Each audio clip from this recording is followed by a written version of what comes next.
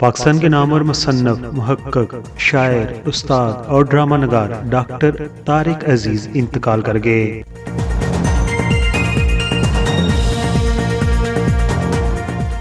Doctor Tariq अजीज दोनों टांगों से मजबूत थे,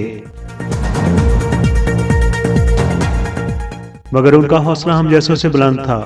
उर्दू में उन्होंने PhD कर रखी थी और मुख्तलिफ कॉलेज में वो पढ़ाते थे।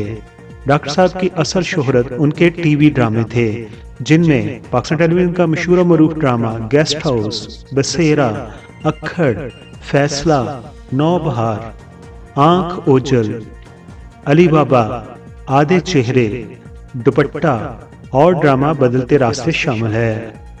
हम उनके लिए दुआ गो है कि अल्लाह ताला उनको जवार रहमत में जगह अता फरमाए, आमीन।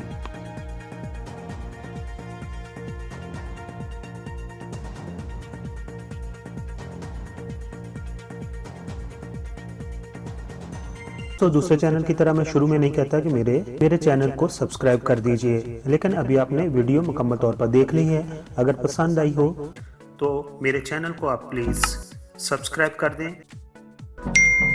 आप तमाम दोस्तों का बहुत बहुत शुक्रिया।